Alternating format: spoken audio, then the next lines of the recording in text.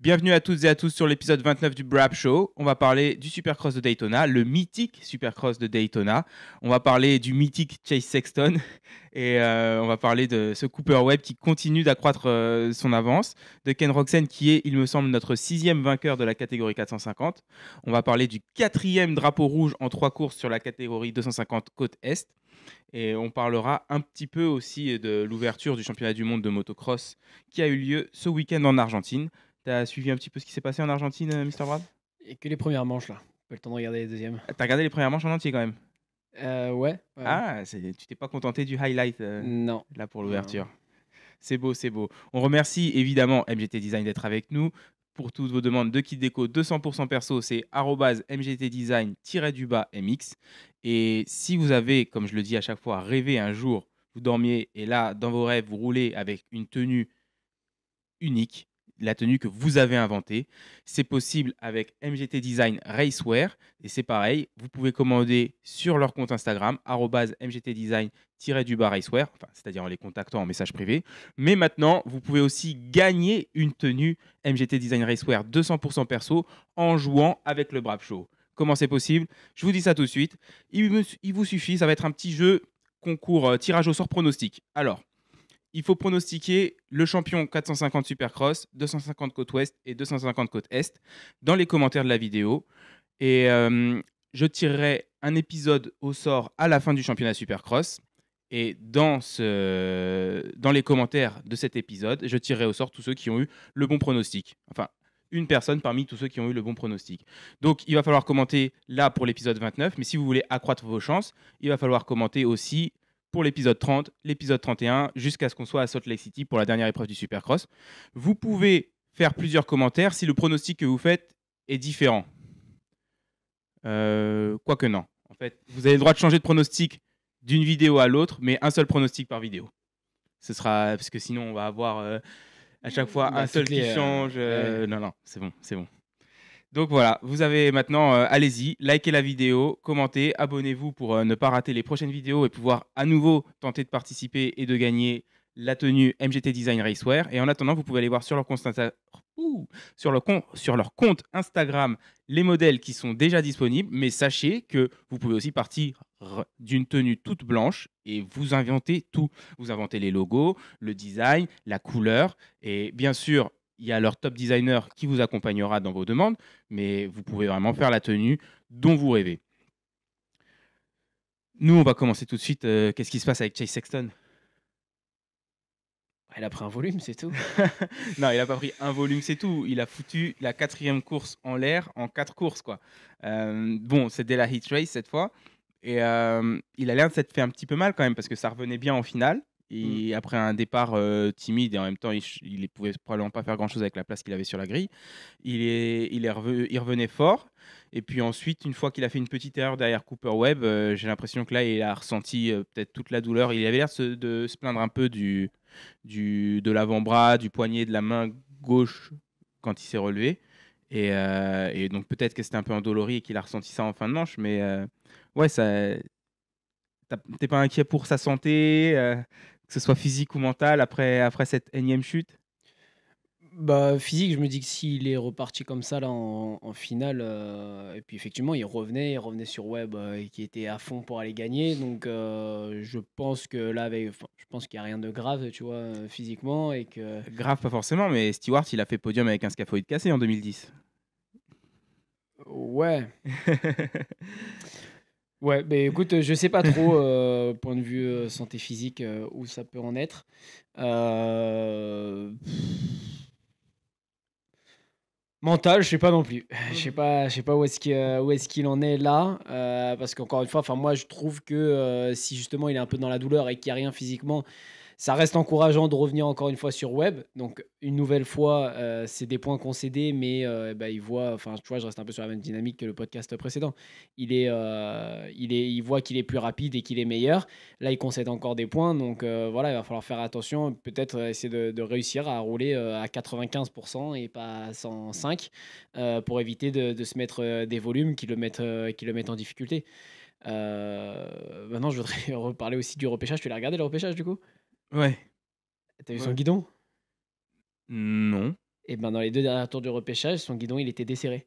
Mais non. Donc il bougeait dans tous les sens comme ça là au niveau des, les 4 vis que tu as au-dessus là Ouais, sur les ouais. pontées. À mon avis, c'était celle-ci là qui était desserrée et du coup le guidon, il avait du jeu, comme ça d'en avant, en arrière OK. et donc il l'a dit, dans son interview après le repêchage et aussi du coup quand il monte le ralenti une fois qu'il gagne le repêchage, quand il passe l'arrivée, il le fait justement, il bouge comme ça et et il fait ouais, et même avant ça, il montre un ralenti ou quand il passe devant son mécano au moment où ça lui arrive, il lui montre le guidon, quoi. Mais Mmh. il a continué comme ça. Il a continué de prendre les enchaînements comme ça, de sauter les sauts comme ça. Donc ça aussi, je trouve ça un peu ouf quand même pour le coup. Oh, puis il a bien fait parce qu'avec un guidon comme ça, il allait quand même, au moins aussi vite que le deuxième dans le repêchage. Parce que c'est vrai qu'il leur a mis beaucoup de temps, sur les 2 premiers tours où il est parti. Après, il a fait sa petite erreur où il sort Ouais. du virage et après c'est vrai que j'ai remarqué que, bah, au final, c'était 8 secondes d'écart à la fin du repêchage et il me semblait que c'était déjà 8 secondes d'écart après 2 Mais tours, à la donc j'étais un peu fois, surpris mais je me demande si c'était les 4 vis là du dessus, parce que celle-là, justement, ce qui est dangereux avec ça, c'est qu'il peut se retrouver avec le guidon qui tombe du coup à l'atterrissage d'un saut complètement en mobilette. Et mmh alors là, complètement en mobilette, je pense qu'il passe quand même plus les enchaînements, quoi. Même un double avec le guidon complètement en bas, ouais. tu roules pas comme ça, tu vois. Et à la fois, avec 8 secondes d'avance, il aurait pu s'arrêter dans les pits. La mousse de guidon, tu la sautes en 2-2. Et si tu avais juste, justement, si c'est les 4 vis du dessus, ça se resserre assez rapidement. Et Mmh. je pense que. Après lui, quand il roule, il sait pas. Il sait pas si c'est les 4 vis, si c'est autre chose, il sait pas exactement, Ouais, ouais, ce qu'il y a. mais par contre, si c'est les 2 vis du dessous, justement, qui fixent les pontées, là, c'est différent Ouais, et donc ça prend plus de temps et donc mais ouais, je trouve ça ouf quand même avec tout le jeu qu'il avait d'avoir continué comme ça, d'avoir continué en sautant en plus, les sauts. C'est que on s'en rendait pas spécialement compte. Moi, je trouvais que justement, je me suis dit: «Oh là, ça va être compliqué» parce que je trouve que les ornières, il avait du mal à se mettre dedans. Il y avait des fois, il en sortait, forcément avec un rythme aussi, tranquille, tu vois? Et je me suis dit: «Ouh là, pour la finale, ça risque d'être, compliqué là». mmh En fin de compte, c'était peut-être justement son guidon qui commençait déjà à bouger et donc forcément, enfin, avec un guidon qui bouge, j'imagine que c'est quand même plus difficile de bien se placer dans les ornières. Donc ouais, le repêchage, quand j'ai vu ça, c'est, un peu abusé, quoi. Là, Mécano, il a pas géré, Dungey. Ouais, mais tu sais, peut-être qu'en fait, il a endommagé quelque chose dans sa chute et qu'ils ont pas remarqué Ouais. et ils ont remonté tout ça et en fait, ouais, du coup, il y avait du jeu, un pas de vis foiré, je sais pas, hein, mais ouais, c'est clair que ça doit être un petit peu flippant d'une et c'est sûr que c'est handicapant, ouais. Je me vois pas faire du SX. Après, ouais, heureusement, il y a un tel écart de niveau et puis je pense qu'il a pu faire au moins le premier, peut-être les 2 premiers tours tranquilles, sans problème avant que Mmh. ça Ouais, survienne, ouais, je mais crois qu'il a dit que c'est dans les 2 derniers tours que ça lui est arrivé. mais Mais bon, ça et fait est-ce que c'est à 2. cause de ça qu'il est sorti du virage aussi, du coup? Ah non, c'est quel virage déjà dans lequel il est sorti là? Tu sais, c'est le virage un petit peu en dévers, Ah là où oui, lui et oui, Roczen faisaient triple dans l'extérieur, alors que tout le monde faisait double simple à Ah l'intérieur. ouais, je sais pas, peut-être que c'est là que c'est arrivé à ce moment-là, parce que je pense que s'il le savait déjà que ça commençait à bouger, il fait pas le triple, parce que lui, il Ouais. était il était chaud ce triple-là quand même. Je trouve tout le long, il y en a beaucoup où tu les voyais aller sur le rebord, hein, vraiment du virage relevé, à 2 doigts d'en faire sortir l'arrière ou de eux, sortir quoi. Il Ouais, était vraiment chaud. Roxane, il me faisait un petit peu peur quand il le Ouais. prenait Ouais, encore il y a en Vial fin de aussi que j'ai manche, vu, à un moment donné, passer, être super proche justement, avoir la roue arrière là sur la crête du virage relevé. Donc il était chaud ce trip. Donc peut-être que c'est là qu'il l'a senti d'un coup et que ça a bougé, tu vois? Mais je pense pas avant ou alors c'est effectivement, il va falloir qu'on discute un peu mentalement parce qu'à un moment donné, si tu vois le guidon qui bouge et tu vas faire ce trip qui était, pour moi l'un des obstacles les plus compliqués quand même, de la piste, tu vois? Mmh. À gérer, parce que tu vois, tu devais arriver sans trop de vitesse.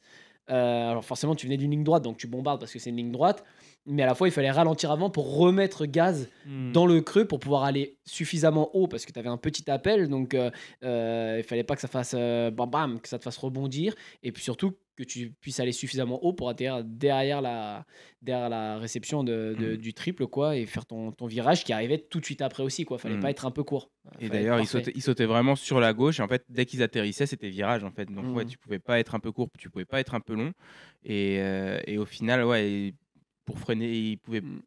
presque pas freiner non plus parce qu'ils étaient directement sur l'angle. Bon, ils étaient sur l'appui aussi, mais de toute façon, c'était un peu le but, je pense. C'est pour ça qu'ils sautaient autant sur la gauche, c'est que comme ça, ils pouvaient être super fluides mais c'est vrai qu'ils étaient pas beaucoup à le faire et que c'était beau ça. Mmh, mmh mh. Mais ouais, du coup, non, j'étais pas au courant et bah, chapeau Sexton. Mais faut quand même. Et analyse-nous un petit peu sa chute de la hit là, parce qu'il il se met un cours sur un triple, je crois. Et ensuite, sur la bosse suivante, il passe par-dessus le guidon. Ouais. Et enfin là, il faut pas se mettre sur les freins quand tu te mets court sur le triple comme ça, pour éviter justement d'être envoyé encore chahuté et vite sur la bosse d'après. Ouais, je pense qu'il a pas été, il a pas été gainé sur ce premier cours et peut-être qu'il s'imaginait qu'il allait pouvoir l'avaler en fait, le tac tac, tu vois, le Mhm. gober et pouvoir enchaîner au moins avec un double derrière. Je sais pas sur quoi il était reparti juste derrière, tu vois, mais pas forcément un gros saut, mais l'absorber comme ça. Alors qu'au final, euh, ouais, je pense il l'a un peu sous-estimé quoi le cours et donc au final il s'est fait chahuter plus que ce à quoi il s'attendait. Et après, bah, il avait plus les pieds sur leur pose-pied et déséquilibré, la main qui accélère en même temps. Bah, tu peux pas prendre un saut sans avoir les pieds sur les repose-pieds et en catastrophe, les coups d'en bas, quoi. Donc ça l'a propulsé directement après. Mais ouais, je pense il a sous-estimé son cours. Mais c'est encore une erreur mentale. Ouais, bah, c'est pas vraiment mental, mais c'est de prise d'information en fait. Et enfin, c'est difficile à jauger parce que c'est pas mentalement, tu vois, l'erreur, quand, je suis en tête et «Ah, faut pas que je tombe, parce que je suis premier, je Non, l'ai dans les mains». c'est pas de la pression. Mais C'est pas un craquage sous pression, mmh, mais c'est un manque de réflexion. Moi, je mets ça dans la catégorie mentale aussi. Enfin, la réflexion, ça se fait avec la tête et voir analyser ce qui se passe et prendre une décision en fonction, quoi. bah, voilà, c'est comme ça que ça fonctionne. Tu as prise d'information, traitement de l'information et prise de décision. Et donc Donc il y a soit il a un forcément, problème de vue et c'est la prise d'information qui est pas bonne, heu soit la prise d'information est bonne et c'est le traitement de l'information qui est pas bonne et là, on va juste dire qu'il est un petit peu lent. et bah, moi Mais ne quand tu moi vois sur une moto, t'aurais tendance à dire qu'il est pas lent. moi, je pense effectivement que c'est au deuxième stade où ça pose problème, c'est sur le traitement de l'information. C'est que la prise d'information qu'il allait être court, je pense qu'il l'a vu. Ça, tu le vois assez aisément en fait quand tu vas Mmh. être court, tu vois n'importe qui là qui fait de la moto, il voit bien, même le premier des débutants, tu le fais faire un saut et il voit bien quand ça va partir en cacahuète et qu'il maîtrise pas ou qu'il est pas là où il devrait atterrir. Donc je pense que la prise d'information elle est bonne et maintenant c'est le traitement de l'information ou alors, j'ai traité l'information, je vais être court de cette façon, mais bah, quelle réponse, je dois donner aussi derrière? C'est qu'effectivement, au final, être court, ça s'apprend aussi, en fait. Ça, c'est, comment il s'appelle là? C'est celui qui a Moto Academy, Catanzaro? Catanzaro, justement, j'avais vu une vidéo où il en parlait, que se mettre court, c'est aussi un apprentissage. Apprendre à être court, c'est que tu te mets pas court sur la roue arrière parce que Mmh. forcément, bah, après, voilà, ça fait roue arrière, roue avant et tu passes par-dessus, et cetera. Donc il faut faire roue avant, roue arrière dessus comme ça. DV le notifiait avec Jet, qu'il était bien avec les doigts sur le frein, l'embrayage, et quand il était court, bah, paf, paf, il stoppait, il freinait la moto dessus pour que même si au final il y a chute derrière, bah, au final tu arrives avec une chute beaucoup moins rapide et donc avec beaucoup moins d'impact, moins de risque de blessure, etc. Donc voilà, en soi, c'est est-ce qu'il a cette compétence-là, pour le coup, tu vois, Sexton, d'être capable de se stopper et j'aurais Moi, tendance je à dire parce que moi, personnellement, tu vois, je sais que c'est quelque chose que mais après, j'ai jamais travaillé, j'ai jamais appris à être court, tu vois? Mais c'est un tu le truc que fais j'ai instinctivement? un peu instinctivement, c'est que je roule toujours avec un doigt sur le frein, un doigt sur l'embrayage et que, voilà, ça m'est déjà arrivé sur le petit terrain de supercross à 29 de me mettre court sur le gros double là. Bah, même chose, tu vois, je remets pas de gaz, je me suis pas fait chahuter, gainé, paf, paf. Je l'avais quand même senti ce cours-là, mais instinctivement, en fait, ouais, je me mets sur les freins pour bloquer la moto et éviter aussi le fait de rebondir. Mmh. Mais j'y ai jamais réellement pensé et c'est vrai que sur le traitement de l'information, quand tu vois que tu vas être court, bah, ça se fait un peu instinctivement. Je me dis pas: «Je vais être court et si je suis court de cette façon-là, il va falloir que je fasse comme ci, comme ça». Tu pas le temps, quoi, en fait, c'est direct. Après, ça dépend aussi à quel point tu es court, parce que quand tu es court, mais que c'est juste ta roue arrière qui raccroche un peu, là, Ouais, on te conseille quand tu fais des stages ou quoi, et surtout s'il y a rien derrière, parce que bon, lui, le truc, c'est qu'il se met court et il y a encore tout un enchaînement qui suit. Mais quand il y a rien derrière, on te dit aussi que si tu accélères, ça gomme un peu l'impact et tu le ressens moins. mmh, Mais je pense que se mettre court sur la roue avant et sur les freins, Sexton, la compétence technique, il l'a. J'ai l'impression que c'est plus au niveau de je vais être court, à quel point est-ce que ça va faire mal et oh, je pense que ça va le faire. Je pense que c'est un petit peu de l'optimisme. C'est un peu comme l'erreur en fin de Triple Crown la semaine dernière où c'est ouais, je peux l'avoir. Si, ça va passer derrière, entre le retardataire et derrière Web et tout ça. Tu sais, et puis mon pneu avant, il va accrocher. Il n'y a pas de souci. Tu vois, je pense qu'il y a beaucoup de. Dans sa tête, il y a pas beaucoup de soucis. Et il y en a un peu plus sur la piste en Ouais, c'est fait. ça, je pense qu'il est au final, tu vois, je me dis, Un peu optimiste. il regarde peut-être tellement vers l'avant, tu vois, que ouais, je vais être court, mais je suis déjà sur le triple prochain, en fait, là-bas, tu vois, il est tellement, je le vois tellement sur l'avant, sur la moto et tout, et regard loin comme ça. Je me dis, ouais, en fait, ça se trouve sur ce triple-là, et il se voyait déjà plus loin, ouais, je vais être un peu court, mais justement, je regarde loin, j'y vais, et sauf Ouais. que, bah, ah merde, autant que ça, quoi. Trop dans Ouais, l'anticipation je pensais pas peut-être. que ça allait me mettre par terre, quoi, ce cours, donc. Ou alors, effectivement, c'est la prise d'information qui je vais être court, mais ah ouais, en fait, non, je suis beaucoup plus court que ce que je pensais. Et encore, en fait, en soi, le cours, il est pas énorme qu'il prend. C'est juste Non, suffisant en fait non, pour le mais déséquilibrer. Et forcément, tu peux pas reprendre un saut derrière déséquilibré, quoi, ouais. sans les pieds sur les repose-pieds. Mais ça arrive souvent, ça, pour le coup, chez Sexton. Tu vois, en outdoor aussi, quand il était derrière Jet et qu'à un moment donné, il casse une ornière là, sur un virage à gauche, il casse Oui. l'ornière, il rentre fort dedans. Bah là, c'est pareil, il y a un problème soit dans la prise d'information, soit dans le traitement de l'info. C'est je prends l'information que l'ornière, elle est petite. Et tu vois, moi, je pense que je suis tout l'opposé de ça. C'est que j'ai une surprise d'information. C'est que je vois une ornière, j'ai vu le moindre micro-caillou qu'il peut y avoir et je vais anticiper tous les comportements possibles avec ce micro-caillou. Que Hmm. lui, bah ouais, il va juste y avoir, bon, il y a une ornière, boum, ça part, j'ai de quoi m'appuyer. Et sauf que bah là, il était allé avec trop d'angle, trop de force sur une ornière qui n'était pas si dure, pas si relevée. Et sa roue avant, elle a cassé. C'est que là, physiquement, dans la physique de la vie dans laquelle nous sommes, l'ornière ne peut pas supporter une force aussi forte avec un angle tel. Et sauf que ça, bah ouais, j'ai l'impression que lui, il le voit pas. Et je le compare un peu avec quand moi je roule. Effectivement, moi, tu vois, les toutes petites ornières, j'ai du mal, par exemple, à mettre de l'angle dans celle-ci Hmm. parce que j'ai pas de confiance Dans tes en mes pneus. pneus, en l'ornière, et puis sûrement aussi en mes qualités techniques pour prendre une petite ornière comme ça avec de Hmm. l'angle, tu vois. Et donc, je pense que lui, il est arrivé à un niveau où bah, beaucoup de confiance en lui, la moto, il y a eu du testing, en son pilotage. Enfin, il fait ça comme nous, on met nos chaussettes, quoi. Donc c'est tranquille. Et il arrive dedans avec une surconfiance. Et donc, au final, soit cette prise d'information-là, il la fait plus, parce que ben, je sais qu'il y a une ornière ici, j'ai pas besoin de regarder comment elle est, là, boum, ça y va. Soit il a pris l'information, mais effectivement, c'est dans le traitement de l'info, bah, il fait pas le lien que, ok, là j'analyse qu'il est relevé à tant de degrés le truc, tu vois, donc ça Hmm. veut dire que je peux pas mettre autant d'angles ou mon max c'est cet angle-là et je peux pas mettre plus, tu vois. Donc Ouais. évidemment, il n'y a pas ces calculs-là qui se font, on n'est pas des super-héros à avoir un truc qui mesure les angles, etc. Non, Mais mais c'est il y quelque a chose quand effectivement même, que c'est tu pas juste, ressens et que je tu. vois une ornière, j'y vais, c'est je vois une ornière, comment elle est, et rouler Mhm. un peu en fonction, quoi, évidemment. Ouais. Mais ouais, mais je suis d'accord avec. Moi, je pense qu'il y a beaucoup d'optimisme. Où c'est bon, il y a une ornière, bah, j'y vais à fond. Mm. Je vais être court, mais ça va. Il y a un retardataire plus web qui vire bas, mais ça va le faire. Je pense qu'il y a beaucoup d'optimisme comme ça. Ouais. Mais après, tu vois, je pense que 'fin, c'est pas forcément une règle absolue et qu'il Non, doit. après, il y a des erreurs qui viennent aussi, parce que enfin, des fois, on fait des erreurs de pilotage, Ouais, et je mais dis tu pas vois, par qu'à chaque exemple, fois, c'est avec Web, je ça. pense Mais que c'est plus justement dans la précipitation. Et donc, au final, là, il n'y a pas eu de prise d'information. Il n'y a pas eu ouais. l'information que, ouais, je pense que le retardataire, il l'a même pas calculé. Il était focus sur Web et qu'il il était focus sur Mais il Web. l'a forcément vu.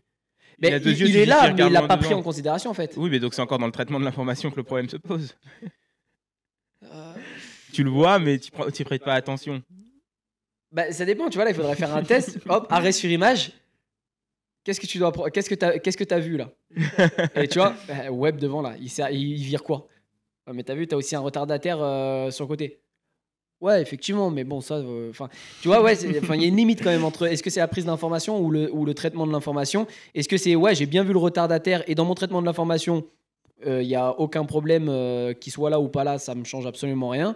Ou est-ce qu'il y a une prise d'information où je suis focus parce que là, dans la précipitation, tu vois, ben, tu prends peut-être plus tous les éléments en compte non plus et tu y vas à fond. Et d'ailleurs, au final, son erreur, elle se fait ni sur le retardataire ni sur web, elle se fait sur quand il atterrit, encore une fois, sur l'angle, dans du un peu, dans du mou, quoi. Et il perd l'avant la semaine dernière. Donc non, ouais, c'est sûr qu'il y a un truc à traiter. Et après, de toute façon, il y a qu'en discutant avec lui. Et après, enfin, c'est quand même dur, hein, même après être tombé et tout, de lui dire, bon, débriefer.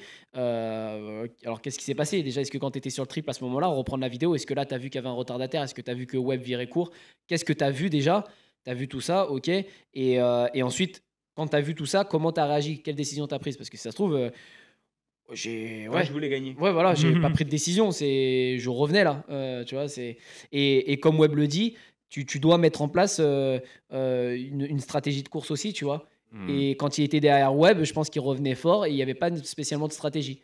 C'était revenir jusqu'à ce que: «Ah bah, je suis là, c'est ouvert, j'y vais», tu vois? Et il y avait pas Hmm. spécialement de stratégie. OK, ben je le prends dans le dernier virage ou dans les whoops, je vais essayer de dribbler à droite, Ou je prends pas le risque parce que j'ai déjà le général. ouais. Parce que ça aurait dû être ça la stratégie de course en fait. Oui, oui, oui. Oui, là, je parlais de stratégie de dépassement, quoi, mais ouais. Bon, en attendant, bah Webb, il accroît son avance au championnat et les courses, on en a de moins en moins. Alors là, c'était la 8e épreuve. Daytona est arrivé plus tôt que d'habitude. Il nous en reste donc 9.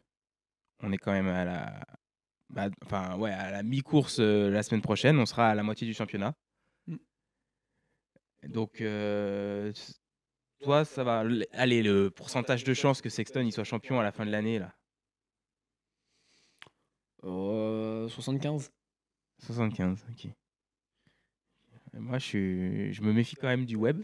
Ah, je m'en méfie aussi, je Je me méfie sous-estime pas et je beaucoup sais du que Webb. mais encore une fois, je redis ce que je disais la semaine dernière, pour moi, ça dépend de Sexton. Il a les clés en main et c'est à lui de faire les choses et donc j'ai à 75 confiance, en fait, en lui, et donc c'est là, en fait, que enfin, ouais, je trouve que c'est bien proportionné. C'est que j'ai pas à 100 confiance parce que, bah, il montre quand même que, bah, ça fait 4 week-ends de suite, mais à la fois, je prends que un peu ce paramètre-là en compte, tu vois? Enfin, pour moi, en vitesse, sur n'importe quel sol, sur n'importe quelle texture ou quoi, il est meilleur et donc ça veut pas Mhm. dire qu'il va toutes les gagner s'il règle justement ces soucis-là de faire des chutes, de faire des erreurs, de caler, de tomber.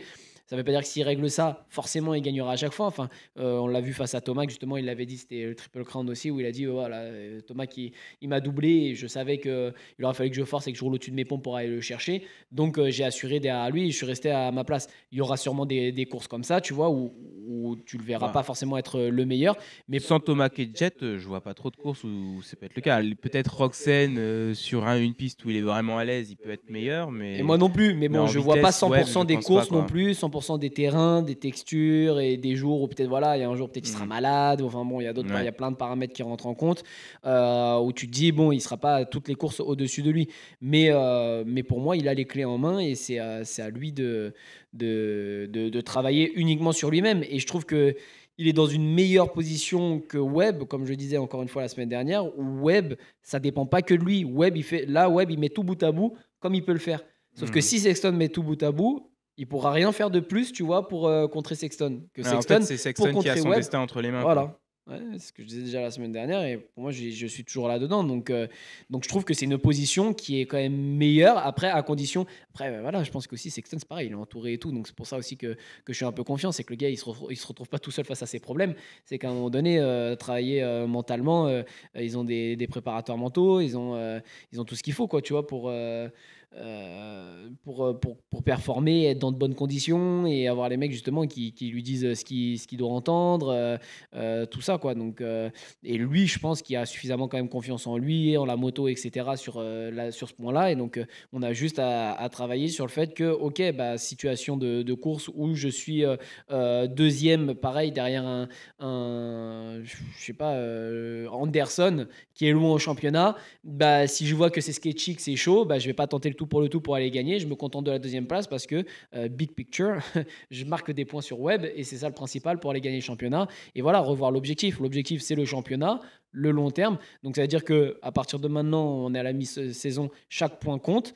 Et donc, on va plus faire de folie. On va peut-être pas gagner les 9, même si tu es capable de gagner les 9 que, en vitesse, tu es plus rapide que tout le monde. Donc, la logique voudrait que tu gagnes les 9. Non, ça se passe jamais comme ça. Un mauvais départ, une erreur. Enfin, voilà, il y a plein de paramètres qui rentrent en compte. Un jour où tu n'es pas très à l'aise, tu es malade, j'en sais rien. Et ben voilà, c'est L'amortisseur chauffe. Carmichael qui dit que tu gagnes le championnat dans tes mauvais jours. Ouais. Voilà. Et ben ça, commencer à l'appliquer et que ouais, enfin, je pense que tu vois, même là, sur un Daytona où il est un peu amoché physiquement, qui prend un départ, il part derrière Webb, à un moment donné, il revient à son cul à Webb.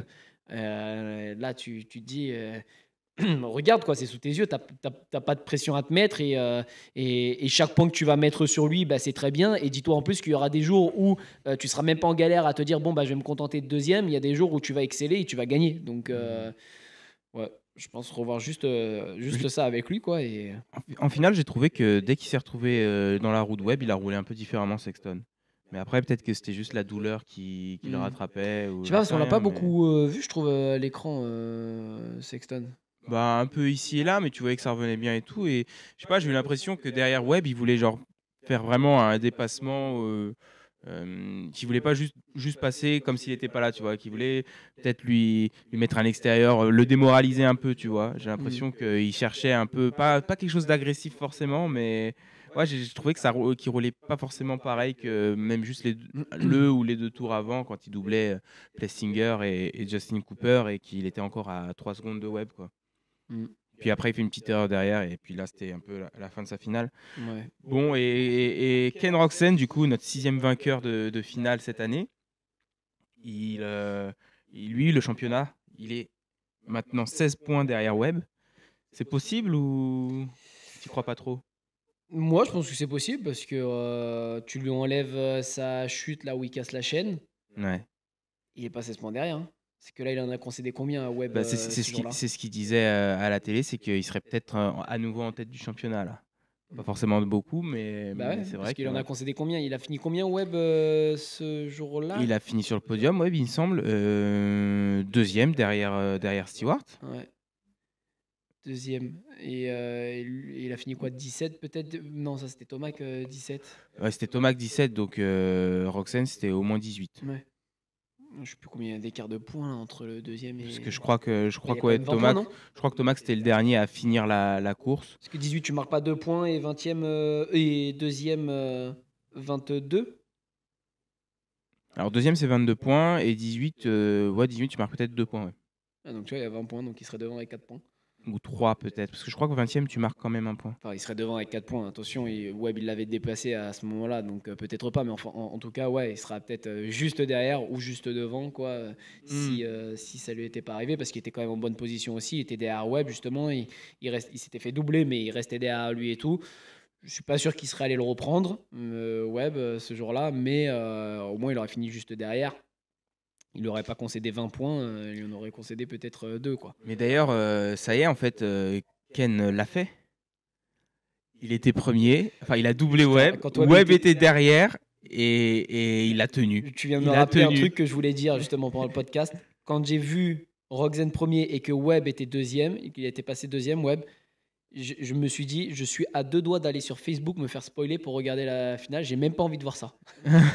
Ça va m'énerver de le voir sur le pitboard plus 3 secondes hashtag 2 et que ça y est, mentalement, ça reparte et que ce soit terminé. Webb qui va la prendre. Et pendant un moment, vraiment, j'y ai cru. Et il n'y a que quand il a fait sa grosse erreur, Webb, là, qu'il a croisé les ornières, que je me suis dit, ouf, c'est bon, là, je pense qu'avec cette avance-là, et Webb, Roxane, il va se dire, bon, là c'est bon, quoi. Il n'est pas juste derrière, donc j'ai pas de pression. Mais à me d'ailleurs, mettre, quoi. lui aussi, il a commencé à rouler un peu différemment Ouais. quand Webb s'est rapproché parce que Roxane, il faisait tous les trucs que. Enfin, si tu écoutes DV, c'est ce que DV prêche. Tu prends l'ornière la plus à l'extérieur, c'est la meilleure en fin de journée. Tu ouvres tes virages, tu gardes de l'élan. Roxane, il faisait ça dans presque tous les virages. Il avait juste le virage avant l'enchaînement où il prenait l'ornière intérieure comme tout le monde. Il sortait de l'ornière pour prendre son enchaînement tout à gauche, avoir des traces propres et faire ses petits doublés triples bien comme il faut. Et sinon, tout le reste, il ouvrait bien ses virages, il montait bien haut, il gardait de la vitesse. Et c'est d'ailleurs comme ça qu'il a doublé Webb, qu'il a doublé Plessinger et qu'il a doublé les quelques pilotes qu'il a eu à doubler. Et quand Webb s'est retrouvé prêt, alors là, il a commencé à rouler défensif, à retourner plus bas dans les virages, à virer plus serré. Et il allait moins vite comme ça en Surtout plus. que ouais, il était à l'arrêt, quoi. Dans ses Mais virages, ouais. pourtant, je trouve que dans les virages, d'habitude, justement, Roxane, tu le vois plutôt rapide. Et donc, tu vois, je me dis de faire les petits virages serrés. Je ne vois pas comme une mauvaise chose, dans le sens où Webb, c'est ce qu'il fait. Et lui, ça l'évitera que quand il voit Webb dans son intérieur, même s'il prolonge la trajectoire et que Webb va pas forcément couper les ornières pour aller lui mettre un gros bloc pass, tu vois. Et c'est comme ça qu'il s'est fait doubler la dernière fois dans le dernier tour, quoi. Enfin dans les derniers tours. Il est monté sur le virage, prendre son extérieur tout en haut. Il a vu Webb dans l'intérieur et Webb, il a même pas mis de bloc pass. Il a fait son petit virage en bas et il est passé parce que il s'est arrêté dans le virage, quoi, en fait, Roxane.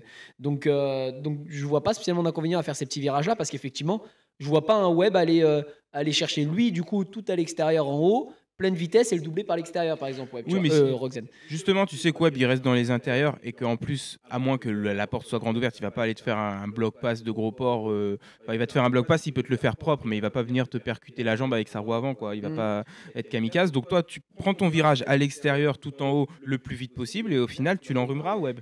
Et tu le fais effectivement si tu te rends compte qu'il est revenu à peut-être une seconde. Ouais. Et que tant qu'il n'est pas à une seconde, bah, tu continues de prendre tes traces qui sont les plus rapides. Après, peut-être que physiquement aussi, ça commence à être. Parce que je pense Il y a que. peut-être eu un petit coup de Ouais, mou. je pense qu'il s'accrochait quand même hein, quand il a doublé Anderson, Plessinger, qui montait comme ça. Tu voyais qu'il y a le pied qui traînait des fois. Je pense qu'il a dû s'accrocher un peu au guidon et dépenser de l'énergie à ce moment-là. Et Hmm. on sait que Roxen aussi, voilà, tenir les manches à haute intensité à fond, s'il n'est pas à l'aise ou propre techniquement, c'est un peu compliqué. Donc je pense que physiquement, il a dû avoir un peu le second souffle, quoi. Enfin, la transition, quoi. L'inverse. Ouais, Mhm. le passage de je suis bien et le coup de mou, et après, il y a le second souffle qui arrive. Hmm. Et c'est le moment où Webb s'est mis deux et a commencé à revenir. Et donc, je pense que c'est pour ça qu'il allait chercher les petits virages en dessous. C'est que bah là, il prenait pas d'ornière bien profonde, moins de risque de chute. Et puis aussi, voilà, je pense cette peur-là, quand même, de ah, je suis premier, faut pas que je bibie, quoi. Ouais, je Faut- pense que c'était aussi un peu pour quand même fermer les portes et. Bah, il a Enfin, le commencé à le problème. faire vachement tôt, donc tu vois, je me suis dit, tu fermes la porte quand le mec il est pas loin derrière. Tant que le gars, tu le vois, en plus, ça fait plein de virages comme ça à certains endroits, bah, tu peux le croiser. Je suis sûr, dans mon enchaînement, je vois qu'il Hmm. est là. Bon, il en est pas à venir dans mon intérieur, là, pour le coup, hein, donc là, je peux continuer de les prendre. Je pense que d'abord, c'était un peu un problème, peut-être un peu physique, de souffler un coup.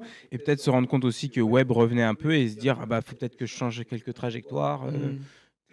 S'il revient, c'est peut-être que il y a deux trois trucs que je fais qui sont pas bien Ouais. quoi. Ouais, moi je voyais la facilité parce que c'est vrai que, enfin, tu vois, j'imagine moi Hmm. aussi quand tu es en course sur un terrain défoncé et tout, bah, c'est vrai qu'après, des fois, tu prends le truc juste avant, tu vires à plat, bah, moins vite du coup parce que tu as rien pour t'appuyer, mais au moins, c'est pas une ornière pleine de trous et Hmm. toute cabossée. Et Ça te bah, tire là que moins j'ai sur mal les au droits d'aller bras, moins ça vite. fait, ça fait du bien de prendre une petite ornière, enfin, une petite trajectoire comme ça, sans trou, parce qu'elles étaient quand même bien creusées, les ornières, justement. Là, je Ah bah repense oui. à là où il a doublé Plessinger, là, dans l'extérieur.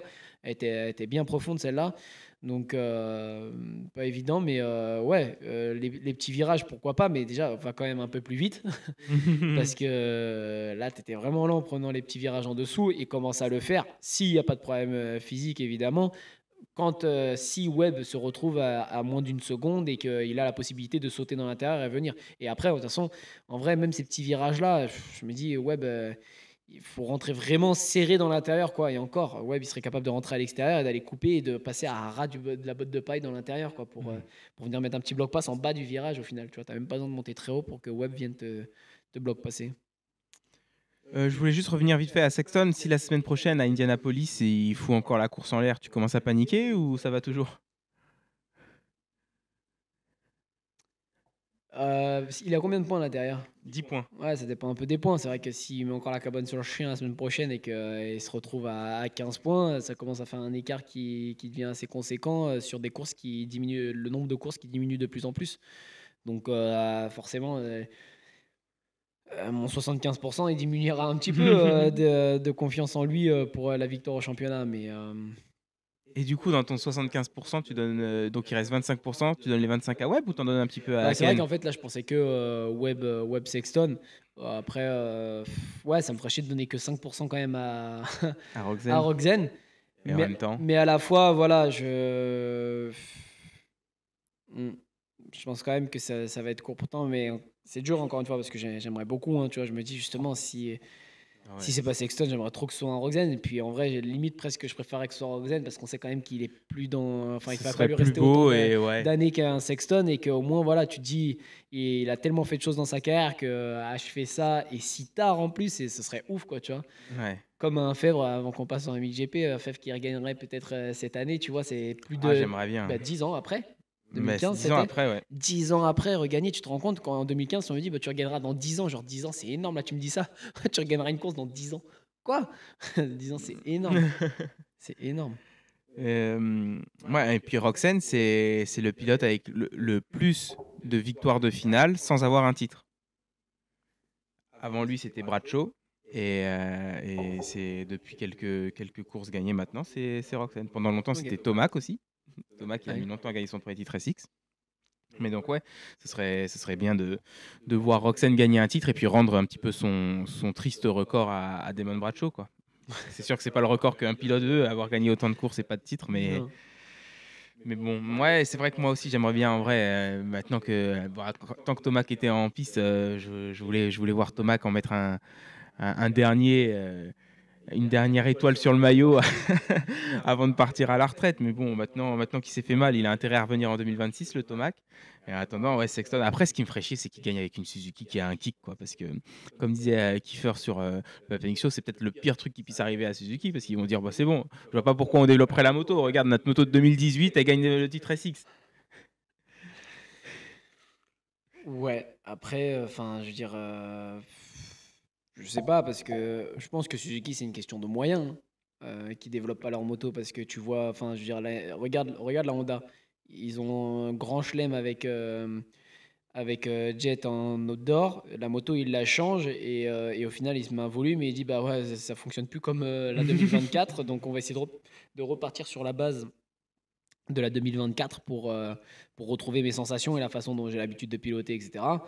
Bah, tu te dis, bah ouais, les gars, Non, arrêtez. mais Et pourtant, c'est arrivé avec Webb aussi en une fait, fois, la je moto crois. avait même pas changé parce que c'était l'année dernière en 2024 qu'ils disaient que ça marchait plus par rapport à sa 2023. Mais c'était eux en fait qui avaient fait des changements au niveau des réglages et des pièces qu'ils mettent eux sur la moto, mais parce que la moto de base entre la 2023 et la 2024 n'avait pas changé. Oui, parce que c'est en 2024 qu'il se fait mal au final, pas Ouais, 2025. c'était leur réglage d'usine en fait Ouais. qui changeait, mais Ouais, ouais. Mais pas enfin la bon, moto de chez Honda. ça n'empêche que la 25, ils l'ont changé, tu vois, alors Et que elle ça était fonctionne très magnifique, elle bien. était fabuleuse à Unadilla. Et, Et arrivée en Supercross, ils disent qu'elle est pas terrible pour le SX. et elle gagne, donc pourquoi ils développent? Et il me semble que ça avait fait la même chose avec KTM. Je repense, c'est Erlings, je crois, quand il me semble que c'était en 2023 qu'elle avait beaucoup changé de 22 à 23, que la moto avait pas mal changé et que tout le monde galérait à la régler, que ce soit Oui, oui, Erlings en Webb GP, aussi, ouais, Webb qui galérait craquait. avec. Je crois que Musquin roulait à cette époque-là et pareil, au début, c'est dans les whoops, Mm. elle passe mieux que n'importe quelle autre moto que j'ai eue. Et puis au final, Ah, mais elle tourne pas. on a du mal à la régler, la moto. Donc voilà pourquoi tu vas changer, alors que l'année précédente, bah, je crois que c'est Webb qui gagne en 20. Non, il gagne en Non, il gagne en 21. 2021, Webb. Donc, ouais, bon, voilà, je pense pas que Suzuki se dirait, bon, bah, on a gagné le titre SX. C'était peut-être la 2022 qui avait changé et où il galérait le plus. Parce que Webb, il était pas trop mal en 2023 jusqu'à ce qu'il chute à Nashville et qu'il se fasse percuter par Cianciarulo dans la tête. Ouais. Ça, c'était 2023, il me semble. Peut-être bien. Parce que oui, mais parce que eux, en plus, ils font une histoire de. Des fois, ils ont le modèle Factory qui sort avant. Donc, au final, ils roulent avec la 23 alors qu'on est encore en Quel 22, modèle a changé, vraiment Bon, bref, en tout cas, ils font des changements comme ça. Alors que. Donc, moi, je me dis, au contraire, si Suzuki gagnait, et ben là, il faudrait qu'ils mettent des ronds pour développer la moto. Et parce que, enfin, je veux dire, le plus grand. Enfin, les gens, de manière générale. La Suzuki a gagné, c'est stylé, je vais acheter une Suzuki. Et en fin de compte, la revue technique, il n'y en a pas énormément qui regardent. Ah, mais il y en a peut-être quand même qui diraient je vais pas me prendre la tête à kicker quand je cale. Non, mais c'est pour ça, peut-être tu vas la développer justement avec le démarreur, etc. Et alors là, tu fais un démarreur sur une Suzuki, ça se trouve, ils explosent leur vente. Une Suzuki qui gagne. Et puis Je pense, et je puis pense maintenant, elle a qu'ils le n'ont pas besoin de démarreur, changer grand-chose. comme toutes les autres. Mais en plus, c'est tous les mecs qui font des tests, surtout de la 450, parce que peut-être que la 250, elle manque aussi un peu de puissance par rapport aux motos plus modernes. Mais au niveau de la 450, ils disent, à chaque fois qu'elle est testée, ils disent, bah, c'est vrai que c'est dommage pour le kick, mais sinon, le moteur, il est pas trop mal. Pour les départs, la courbe de puissance est top. Elle est quand même maniable, elle tourne bien, elle tourne super bien. Donc c'est pas forcément la plus agile, c'est pas forcément la plus puissante, mais j'ai l'impression qu'elle a un bon compromis à ce niveau-là, la Suzuki, qui plaît en tout cas aux testeurs quand ils font des comparatifs de motos, quoi. Et elle ressort jamais première parce qu'elle excelle pas forcément je pense qu'elle excelle dans aucun domaine, mais qu'elle est bonne dans beaucoup et que ça l'aide quand même. Ouais. Bon, premier podium pour Plessinger en 2025, après un début de saison bien compliqué. 22e place. C'est en même temps, si on te disait Plessinger, il va avoir un podium en 2025, tu miserais sur Daytona, non? Ouais, ou une course dans la boue. Ou une course dans la boue. On n'en a pas eu encore. Hein. Non, bah touchons du bois. Parce que ça fait du bien. L'année dernière, là. Bon, quand il y en a une en fin d'année, à la limite, ça peut permettre de récupérer des points et de resserrer un peu le championnat, pourquoi pas. Ouais. Mais ouais, l'année dernière, il y a eu trop de courses dans la boue, c'est relou, quoi. Ouais. Bon, rien de plus à dire sur Plessinger. On a quand même pas eu trop. On sent que ça a pesé un peu sur lui cette première course parce que sur le podium, il n'y avait pas trop de youhou et tout ça. Hein. Il a dédicacé le podium à un ami à lui qui a été diagnostiqué avec le cancer. Mais ouais, il est resté plus sérieux quand même. Ouais. Ouais, c'est sûr que c'était pas le début de saison. Enfin, je pense que lui aussi, je vais être dans la course au titre. Et Ben, forcément, après avoir gagné une course, il en voulait plus. Ouais. Là, on en est à bon, bah, podium, c'est bien. Et si je peux essayer d'en gagner une, ce serait cool. C'est clair.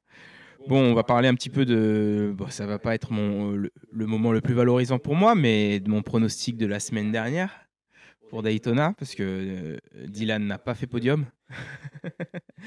On était loin. Ouais, Dylan 12e.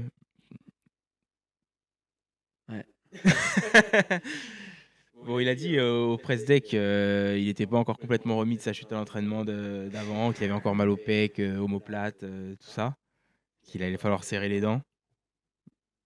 Non, mais il y a toujours quelque chose. Il y a toujours un truc qui. En même temps, s'il y a quelque chose, il y a quelque chose, non? Ah ouais, mais bon. J'ai l'impression qu'on n'arrivera jamais à avoir une course de SX en 4,50 de Dylan où là je me sens bien et on y va. Enfin, c'était le cas à Naïm mais il s'est pas qualifié. Donc en fin de compte, vaut mieux peut-être qu'il ait des pépins et au moins non mais ouais, c'est relou là, c'est relou surtout Daytona justement, enfin qui s'apparente un peu à du motocross, tu vois. Alors, il disait que à part sa première participation en 2017 quand il est arrivé aux US, depuis il disait que Daytona, il fait quand même très SX aussi, que c'est juste un SX qui se défonce, mais que ça fait pas Ouais. plus motocross que ça, quoi. Oui, bah moi je suis un peu d'accord aussi quoi. Et là, il y avait juste une partie où c'était des micro whoops un peu là justement avant Ouais. le double. Ils ont fait des trous, mais préfaits. Ouais. Donc il y a juste ici peut-être voilà, ça faisait un peu freinage avec des trous, mais c'est vrai qu'on n'avait pas de portion sable. Comment ça, on avait pas de portion Il sable? n'y avait pas de. Ce week-end? Ouais. Mais tu déconnes ou quoi? Pourquoi?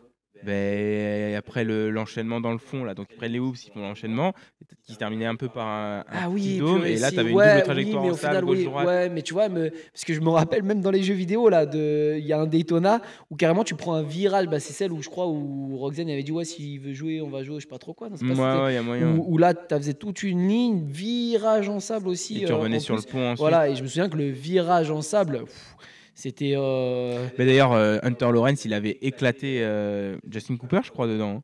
oui, exact, voilà. Bah ouais.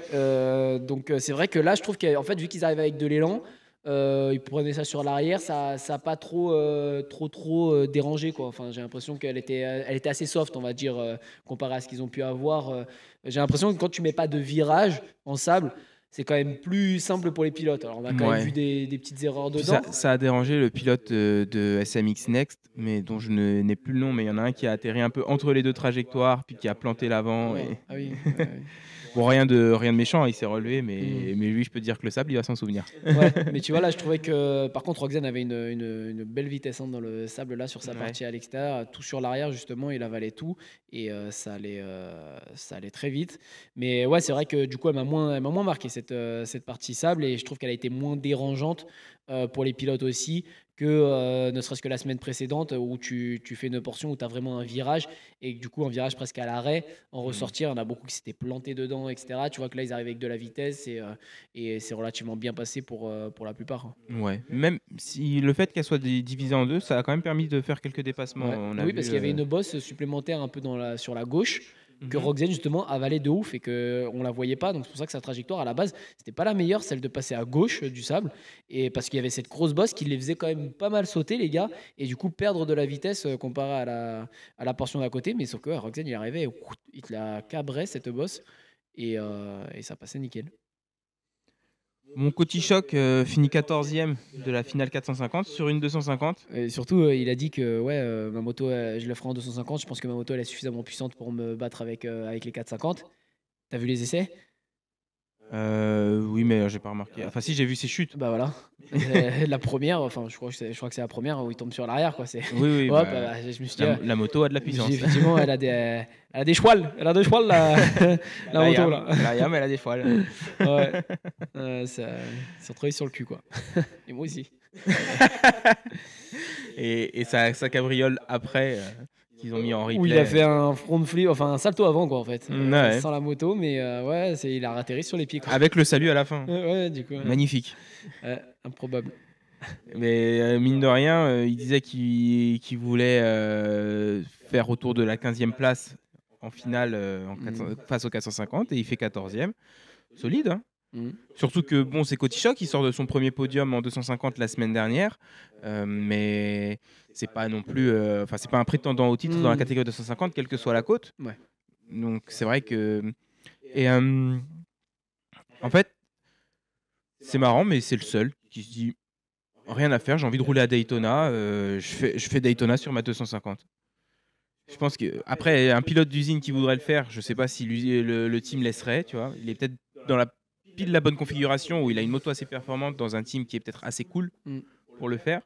Mais ouais, c'est vrai qu'il y en a pas d'autres Parce qui que le Club font, MX, quoi. ils ont pas de 450. Cette année, je crois pas qu'ils aient de 450. Ils ont roulé non. que Marchbanks en outdoor, non, en 450. Et Nicoletti. Ouais, bah ouais. Ouais, parce que c'est vrai que des fois tu te dis, purée, ça mettrait un peu de jus là. Tu mets un Digan justement face au 450. Lui qui est déjà en train de parler justement face au 450, qui parle de jet, qui parle de ceci, de cela. Bah, Ouais, de fou. Bah, t'y mettes déjà. Ouais. Ouais, puis ça peut permettre de faire quand même. Enfin, je suis conscient que 17 courses de supercross, 11 courses de motocross et 3 playoffs, c'est beaucoup. Et en même temps, bon, maintenant avec les deux showdowns, ils en ont 10 par côte des courses, mais tu vois, t'en fais une ou deux de plus dans l'année, et ça fait pas forcément de mal non plus si t'es en forme physiquement, que tu t'es pas fait mal. Il y a toujours cette crainte de, mais s'il se fait mal dans une course qui compte pas pour son championnat, il perd le titre à cause de ça. Ouais, mais après, il se fera peut-être mal à l'entraînement, surtout qu'ils roulent à 18 là, sur leur terrain d'entraînement. Donc, c'est un peu Ouais. pareil, sauf qu'au lieu d'avoir les conditions de course comme à l'entraînement, bah, tu les as en vraies conditions de course. Donc, ma foi. Puis moi, il y a une phrase que la mère de Miles Morales a dit dans le film d'animation Spider-Verse, c'est on ne laisse pas la peur prendre nos décisions. Donc c'est pas parce que tu vas pas ne pas faire la course parce que tu as peur de te faire mal, quoi. Ah non, Sinon, putain, t'arrêtes la moto. Ouais, ça, tu fais rien. T'as le droit d'avoir peur de te faire mal, mais bon, dans ce cas, t'arrêtes la moto. Ouais. Sinon, tu roules avec le cerveau branché et tu fais un petit peu attention à ce qui se passe autour de toi et tu prends des décisions en fonction. Tu pourras pas tout contrôler, bien sûr. Il y a toujours un mec qui va arriver de la droite vers la gauche, il coupe la piste, tu sais pas ce qu'il fait, il t'arrache ta roue avant. Mais bon, si déjà toi, tu fais le plus safe dans ce que tu peux contrôler, il y a de grandes chances que tu t'en sortes bien, quoi. A priori. Bon, c'est tout pour les 450. Ouais, bah, belle performance d'Anderson au départ, je trouve, parce qu'au final, il finit combien lui? Je crois qu'il finit 7, 6 ou 7. Ah ouais, donc Donc pas terrible quand ouais. tu fais le all shot. Ouais, ouais. Parce qu'au Mais, départ, il était dans le truc, quoi. Il était dans le move. J'ai l'impression qu'il El Hombre, il a baissé les plus bras de d'un joues coup. que l'année où il a gagné le titre. Moi, je pense que physiquement, il en manque un petit peu, Mm. surtout sur la. Enfin, c'est quand même la piste la plus défoncée du championnat de Supercross. Les 20 minutes, elles sont dures à tenir, je pense, plus ici que nulle part ailleurs. Et, Ouais. et à mon avis, il l'a ressenti. Hein. Mm. Après, on sait aussi que les surfaces où la terre est plus dure et glissante, il préfère. Mais bon, après, c'est un ancien champion de Supercross, donc quand tu fais un all shot à Daytona, finis au moins sur le podium, quoi. Ouais. Enfin bref. Ouais. On va passer au 250. Mhm. 250, encore un drapeau rouge. Cette fois pour Levi Kitchen, encore un pilote pro circuit. C'est la malédiction, mec. Moi, je me dis, vraiment, j'y ai pensé. Je me suis dit, imagine, par exemple, tu as un Vial et tu dois rester en 250. Enfin, on spécule sur beaucoup de choses. Et on lui propose un contrat chez Pro Circuit.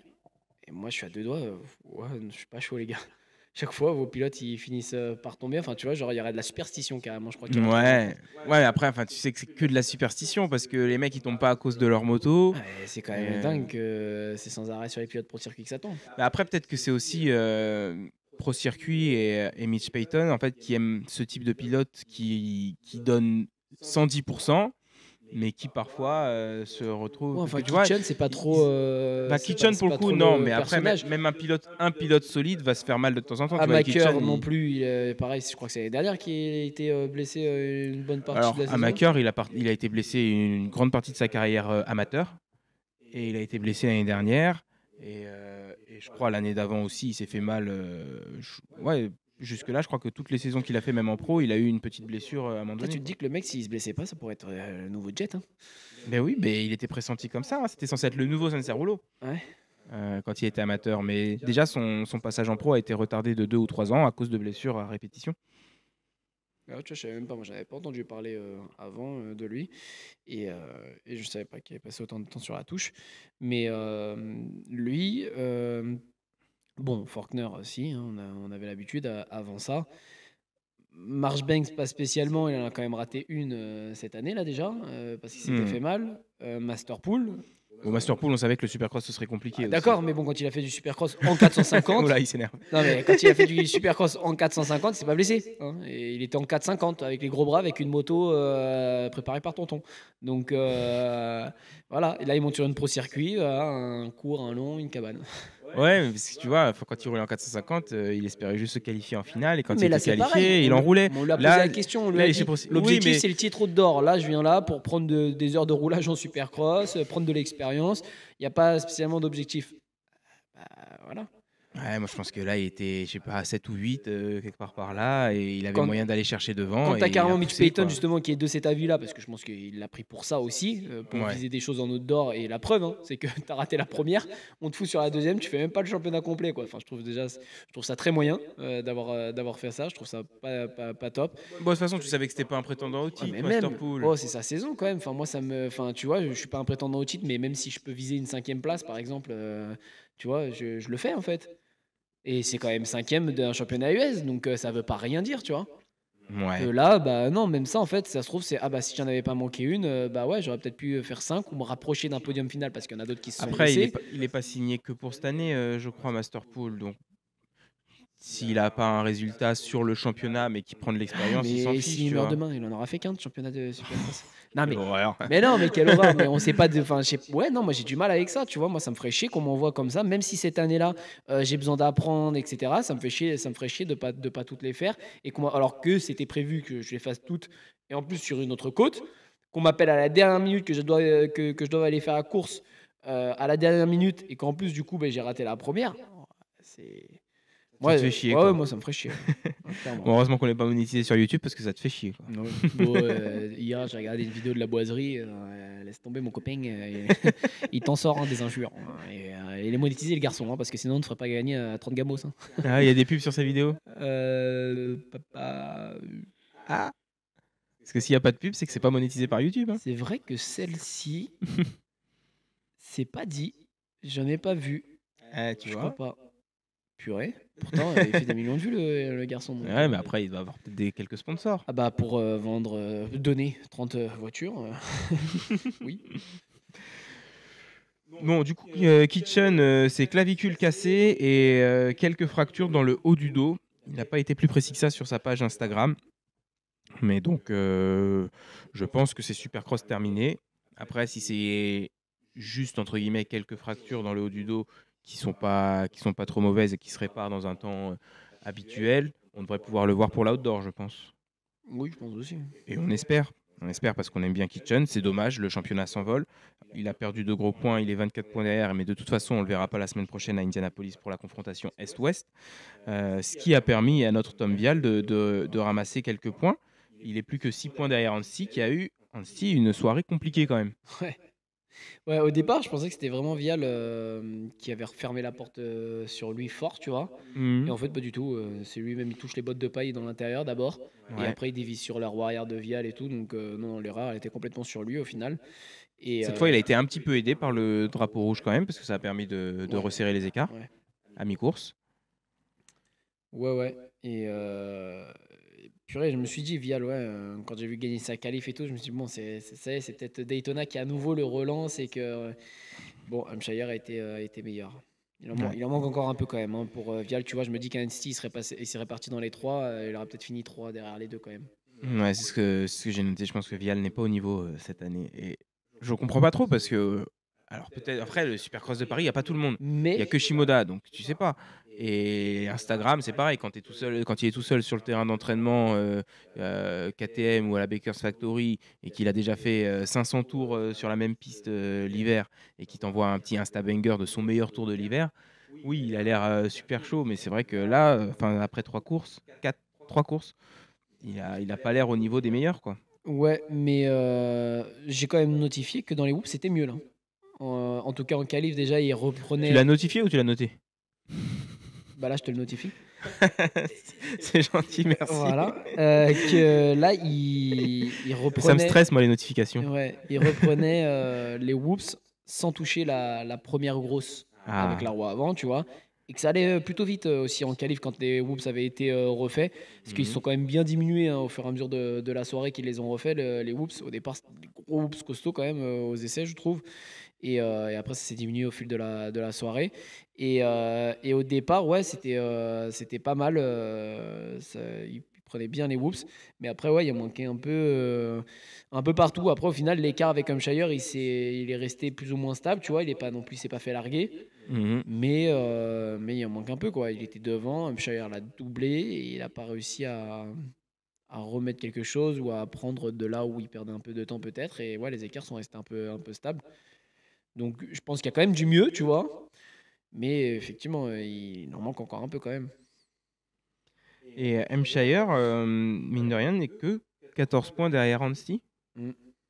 à la 4e place. Hymus, qui a fait un beau Daytona, il finit sur le podium, Hymus, ou il finit 4? Je crois que c'est 4.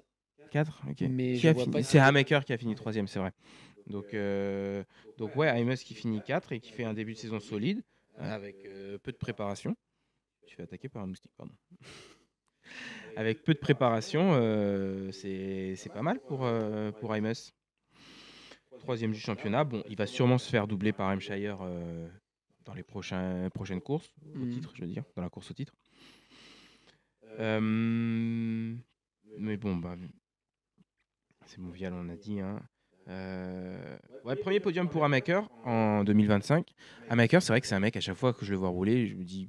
Enfin, tu vois, moi justement, j'avais entendu la hype et tout quand il était amateur. En supercross, d'habitude, je trouve qu'il n'y a rien, quoi, Hamaker. C'est Swole en à peine mieux pour moi. Ouais, j'allais dire sans se faire mal en fait, non, du coup. Et mais Plus dans propre. sa hit, je voyais Hamaker rouler, je me dis, purée, Hamaker, c'est pas mal là ce qu'il fait. Ça roule bien. Ouais. Et, et après, il le montre en finale. Et c'est pareil, ils disent, les commentateurs et tout, que Hamaker, il roule bien, qu'il est là en train de passer pour la 3e place et tout. Et, et je dis à ma femme, et c'est vrai que je me disais la même chose pendant la hit que eux, là, que Hamaker, pour une fois, ça roule bien. Bon, sauf que là, il a fait un tour pourri, parce que quand ils en parlent, il a accroché toutes les réceptions, pris des virages immondes. Mais sinon, dans l'ensemble, il a passé une bonne soirée, il a bien roulé. Mm. Ouais, non, c'est vrai que moi aussi j'étais surpris. Déjà, j'avais même pas vu que c'était lui au départ.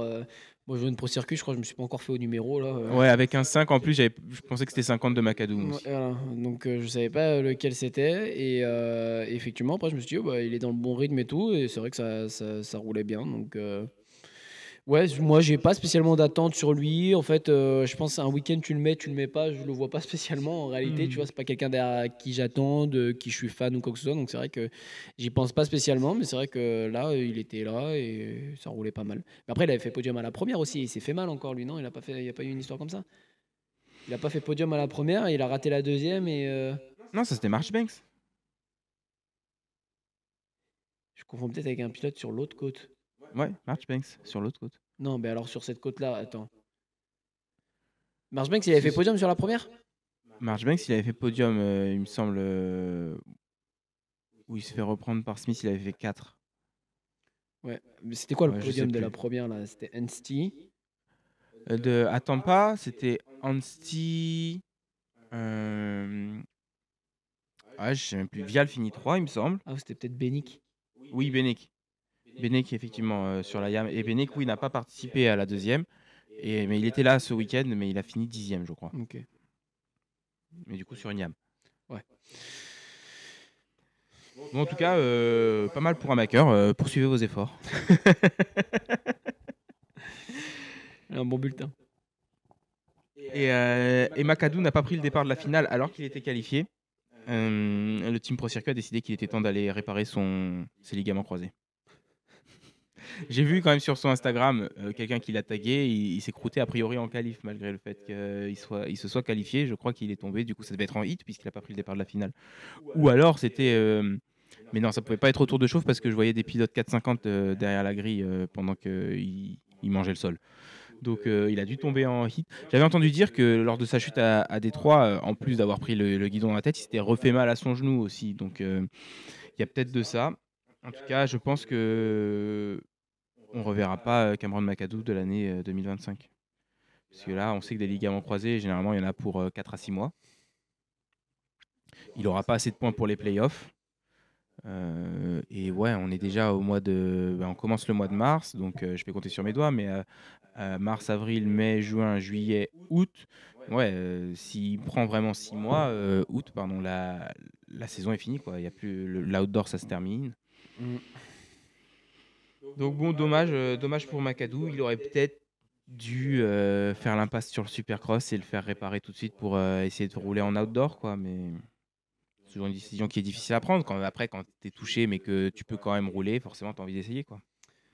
Ouais, mais du coup, on sait toujours pas, c'est une rupture complète, pas complète. On n'a pas eu plus d'infos que ça aussi. Non, moi, je sais pas, j'avoue.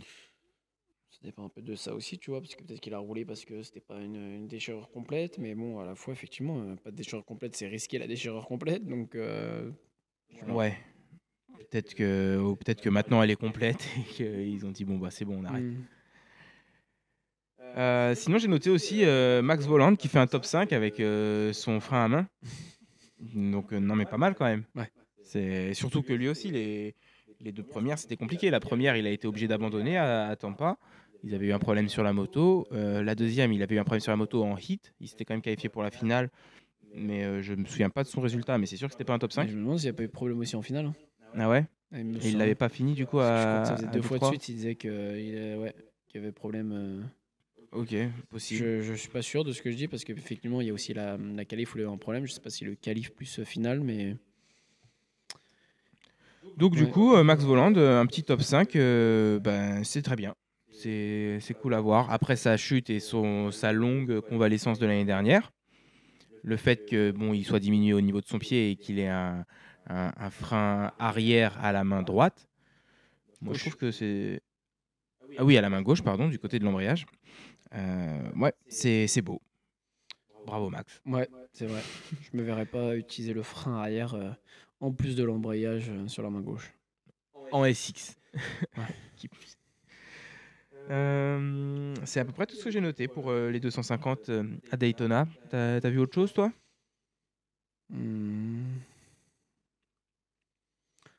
Un sacré par l'avant de Kitchen, du coup, quand même. Oui.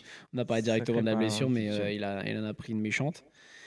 Et un peu à l'image de McAdoo, là, quand c'était Atlanta, il y a quelques Oui, quand il années, s'éclate là. sur le pont, là. Ouais. Ouais, c'était Qu'il Atlanta. a eu le temps de le voir arriver, en fait, en restant un peu En sur la roue 2021. avant, ou comme Jet à sa première année en Supercross, Anaheim. là, ouais, à Anaheim, wow, et là, il se voit tomber.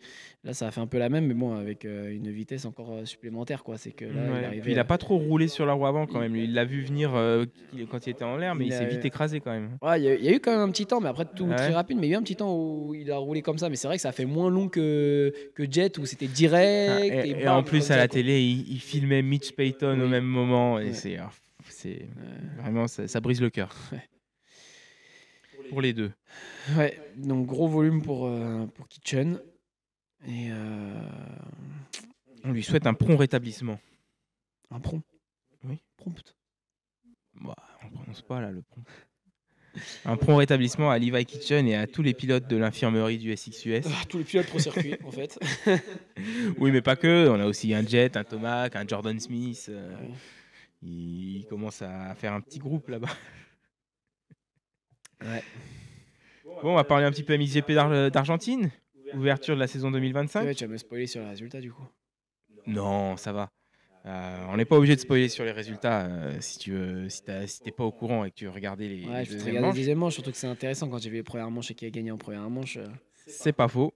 Mais en tout La cas, suite. ça fait quand même très plaisir de voir un Romain Febvre et un Maxime Renault au top niveau, en grande forme.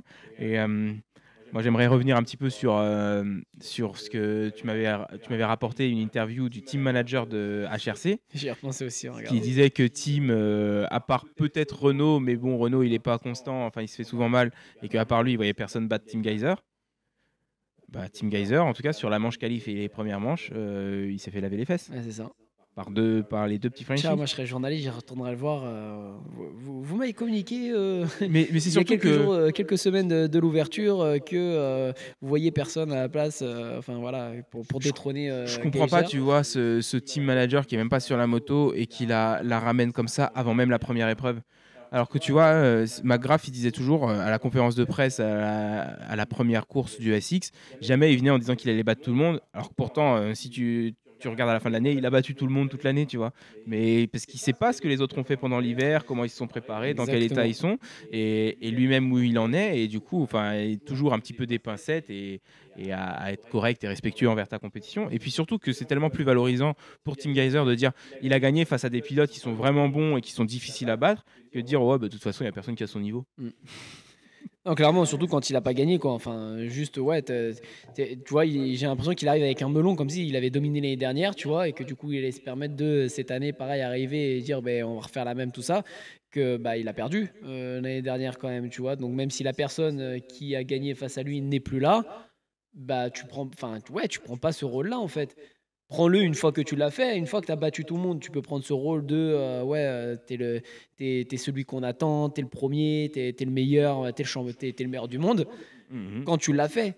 Pas parce que bon bah j'ai fini cinquième, mais les quatre premiers là ils refont pas le championnat. Donc il y a personne pour me battre, je suis le meilleur, machin. Ouais, mais t'as fait cinquième avant, donc déjà, enfin et encore c'est le team manager en plus, hein, Ouais, c'est ça. c'est même pas Mais, Geyser. mais je trouve que ça déteint un peu sur Geyser parce que tu vois, moi, quand je regarde la manche et que je vois Geyser troisième qui se fait distancer, le truc, c'est que je me dis pas, oh, qu'est-ce qui se passe, Geyser il a peut-être un peu de mal sur cette piste. Après, bon, c'est première épreuve de l'année, c'est une course sur un terrain à un week-end précis, hein, donc on sait pas, ça se trouve, il va arriver dans 2 semaines en Espagne et c'est lui qui va laver les fesses de tout le monde. Mais c'est vrai que du coup, quand je le vois troisième se faire distancer, je me dis, alors le team manager, tu vois, je me dis pas, ah, Tim Geyser, c'est pas ce week-end-là, en tout cas, il est pas encore tout à fait prêt, tu vois. Ouais, je comprends pas trop cet état d'esprit. Enfin, tu veux dire, à un moment donné, tu peux que Un peu de respect pour la compétition, ça fait pas de mal, quoi. déjà, et puis parler de ce que tu contrôles en fait. Donc tu peux parler de toi, mais pas des autres, tu vois. Parle de ton pilote à la limite, ce que tu maîtrises, et encore, c'est pas toi qui maîtrises le pilote, mais de ce que tu vois à l'entraînement, etc. Bah, parle de lui, dis qu'il a été encore une fois, comme ils le font tous à chaque fois, le meilleur hiver qu'il est passé, J'ai jamais vu aussi que rapide. la moto, elle est, voilà, elle est à son prime. On n'a jamais eu la moto qui fonctionnait aussi bien. Tout est réuni pour performer. Vas-y, raconte-nous la messe comme ça si tu veux. La Mais Garmin, elle affiche 109 km/h en vitesse de pointe sur l'entraînement. Mais viens pas nous parler des autres parce que tu sais pas ce qu'ils ont fait les autres dans l'ombre. Enfin, je veux dire, à un moment donné, rien n'est gravé dans le marbre. Et c'est un peu pour ça qu'on retrouve les pilotes tous les ans. Et puis toutes les saisons ne se ressemblent pas. Alors pour certains, si, Puis, un il Airling dit, sur la touche. Mais par contre, sur le reste, sur les performances des pilotes, enfin, les années se suivent, mais non, ne se ressemblent pas. Il y a des fois des pilotes qui sont là, puis d'autres après, bon, on les voit plus. Et puis au final, ça revient. Et voilà. Et puis peut-être qu'on va avoir un Febvre qui a gagné son deuxième titre là, 10 ans après. Et bah voilà, c'est que les années se sont suivies, mais elles se sont pas spécialement ressemblées. Il y a eu des fois des blessures, des fois il a été très proche. Voilà, ça change. Donc parle pas des autres en fait, parle de toi, de ce que tu maîtrises, de ce que tu vois tous les jours, et, et laisse les autres tranquilles. et puis l'autre, tu sais, il dit ça comme si Geyser, c'était le pilote le plus solide du monde qui tombe jamais, quoi. Ouais. T'as regardé aussi les qualifs ou ça t'a pas plu? Si, non, non, non, j'ai regardé juste le résumé en fait avant de regarder les premières manches. Là, il te montre un Ok. résumé, donc Parce que je trouvais le terrain cool mais un peu lisse en qualif. ouais. Après, c'est vrai qu'il y avait que les catégories MX2 et MXGP, donc il n'y avait pas autant de catégories que sur des week-ends plus classiques en Europe. Mais néanmoins, je trouvais la piste assez stylée. Moi, en tant que spectateur depuis mon canapé, je la préfère à l'ancienne piste qu'ils avaient en Argentine, là, avec la terre très grise et tout. Après, t'as pas toujours suivi chaque Grand Prix, donc tu Et vois je pas suivrai forcément. pas chaque Grand Prix à mon avis. J'ai juste tué un petit peu de temps, donc j'en ai profité. Là, avant de venir, j'ai regardé la première manche MXGP, Ok. et hier soir la première manche MX2, tu vois. Mais je sais même pas si je vais avoir le temps de regarder les deuxièmes manches, mais en tout cas, ouais, c'est sûr que je suivrai pas tout le. C'est que là, ça m'intéressait en fait quand j'ai vu les Ouais. qualifs que j'avais déjà vu ça pour le coup les résultats que Elle était belle la bataille bah voilà Renault-Fèvre sur les en qualif, sur hein. Ils sont restés proches pendant 10 minutes Hmm. non-stop. C'était cool. Donc ça j'ai suivi un petit peu là. Et c'est ce qui m'a donné aussi envie de regarder un peu les manches, quoi, de savoir que les Français, là, ils étaient au rendez-vous. Je pense que s'ils n'y avaient pas été, ça m'aurait un peu moins intéressé, quoi. Ouais. Et avec la pluie de la nuit, moi j'ai trouvé que si tu regardes la première manche MXGP, ça me fait vachement penser à des conditions d'outdoor US en fait. Mm. Autant le tracé, il y a quelques gros sauts, Ouais, mais c'était un peu, des un peu vagues, gras, quoi. Enfin, la beaucoup première manche d'ornières. MX2, d'ailleurs, La première manche MX2 Valin s'est était pris un très grasse volume aussi.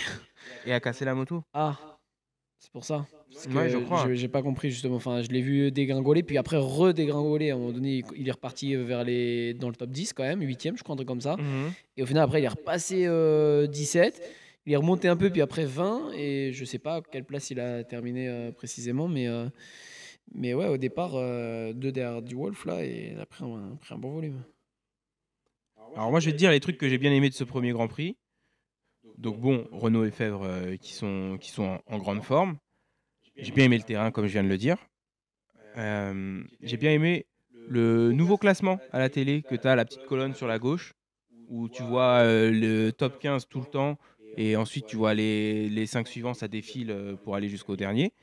C'est mieux que leur truc où tu en avais que 5 par 5 en Ah oui, ligne qui en bas défilait comme là. ça, c'était Et, encore en ça. plus, et puis ça défilait même plus, tu sais, il t'en affiche le premier et les 4 suivants et après il te les changeait 4 par 4 et genre je sais pas, ça restait peut-être 10 secondes et tout, Ouais. donc pour voir des changements de place ça prenait une Et plombe. puis pour peu qu'il y ait une bataille, tu l'as raté, donc après, il fallait que tu attendes le prochain train.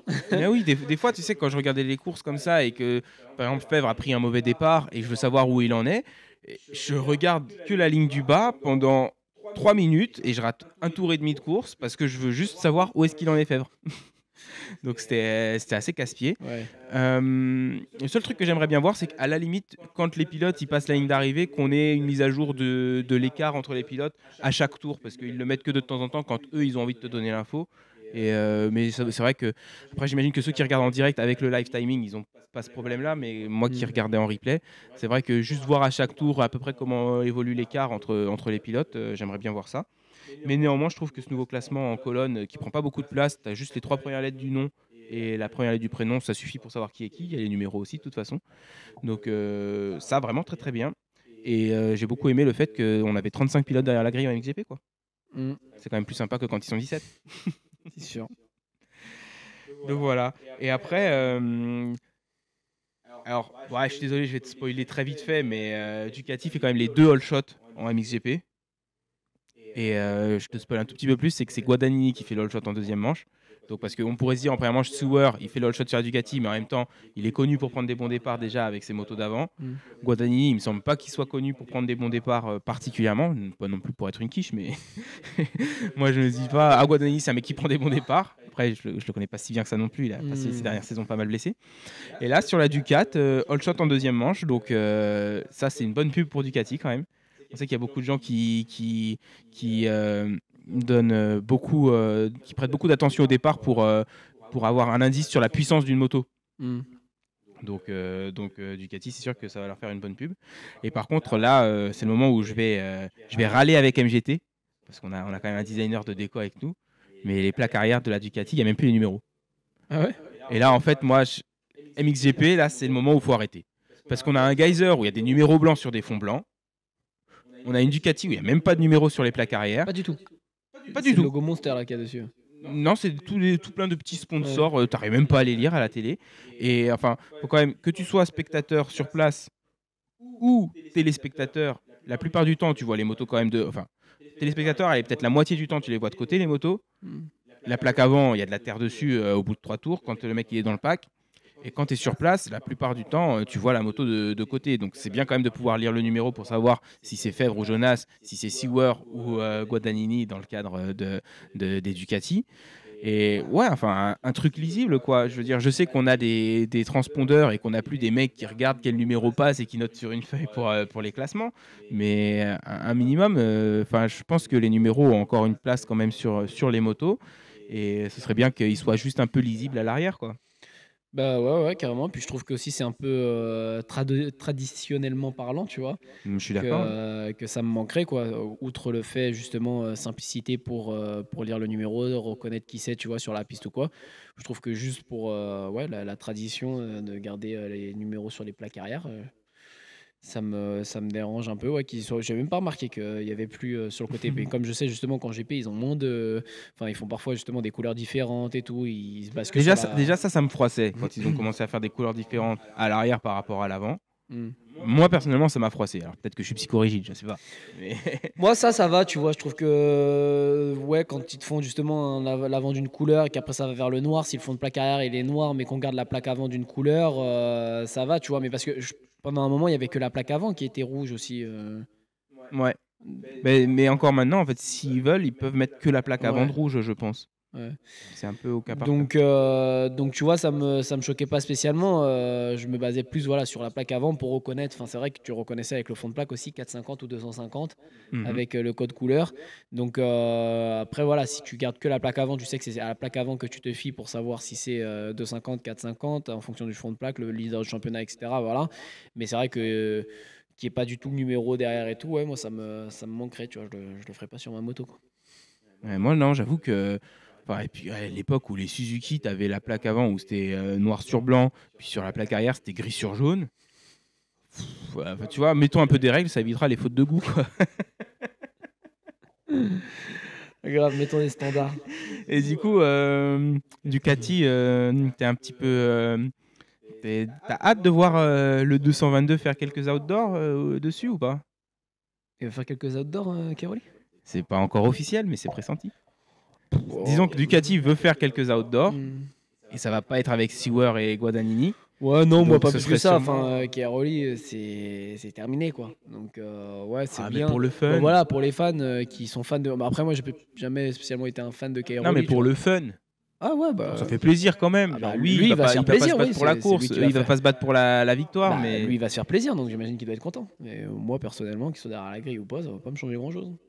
tu vas pas genre jeter juste un petit coup d'œil. Bon, bah, qu'est-ce qu'il nous fait, Cairoli, le retraité, Non, parce que 9 justement, fois tu vois, je champion l'ai du fait quand monde. il a fait sa pige en GP et Ouais. qu'il a fini 10e. Je crois. Enfin, après, il y a eu des problèmes sur la moto, je sais plus trop. Enfin, Ouais, il avait fait une bonne qualif. Je crois Ouais. qu'il avait fait une première manche assez bien et deuxième manche pas terrible. Il me semble. Voilà, c'était pas terrible et tout. Et tu vois, j'en attendais pas mal là. Et à la fois parce que voilà, un Keroli, enfin, tu vois, à un moment donné, c'est comme faut savoir s'arrêter au bon moment. C'est que moi, j'ai pas envie de voir un Keroli revenir en GP pour faire 15e.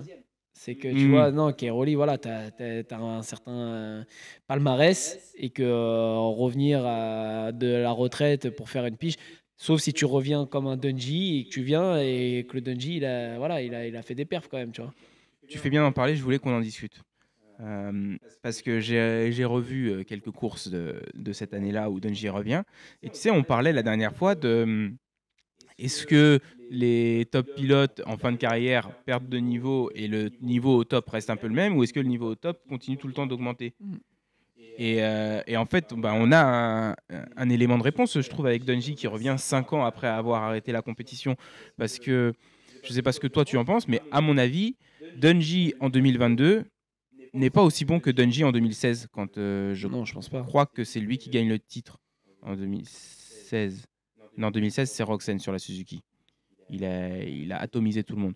Bon, je pense que Dungey en 2022, il n'est pas aussi bon que Dungey en 2015, qui gagne le titre 450 Outdoor. Et il fait des top 5 régulièrement et il passe à ça d'un podium. Et en plus, il s'était préparé exprès que pour l'outdoor, il n'avait pas fait le SX. Mais enfin, on sait, quoi, l'entraînement, c'est pas la même chose que la compétition et tout. Et on peut s'imaginer qu'il aurait été plus proche du podium et de la victoire s'il avait fait une deuxième année derrière. Donc est-ce que ce serait pas témoin qu'au final, le niveau au top ne change pas tellement et que c'est plus quel pilote qui est à ce niveau-là qui change avec le temps?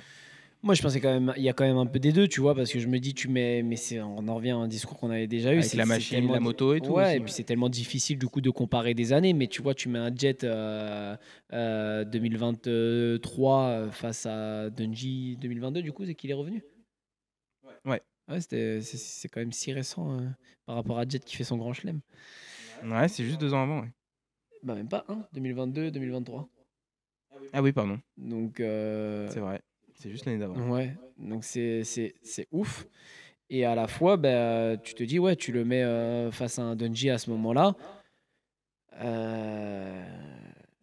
Ouais, Dungey, il Enfin, n'en gagne pas une. Face à Jet en 2023, je pense que Dungey, il n'en gagne pas une. Mais pardon, le Dungey à son prime face à un Jet en 2023, tu vois. Ah, là, est-ce que Jet fait grand chelem? Je sais pas. Grand Chelem, tu vois, je sais pas non plus. Mais par contre, je pense qu'il le gagne quand même. Donc c'est qu'il a quand même rehaussé un peu le niveau, tu vois. Mais après, il y a aussi le Ouais, fait que, moyen. bah, ouais, il a fait un Grand Chelem Jet.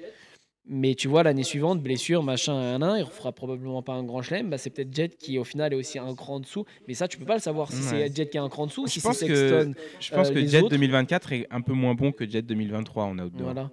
Et Ouais, est-ce ouais. que c'est les autres aussi qui ont pas rehaussé? Parce que moi, quand je vois un Sexton, j'ai envie de me dire quand même que le garçon, il a un peu progressé techniquement, qu'il a pris de la vitesse quand même et qu'il s'est rapproché de Jet. Et encore une fois, il y a peut-être un peu des deux. Sexton qui est Ouais, un peu sûrement. élevé et Jet qui est un petit peu diminué avec les blessures, le temps off, etc.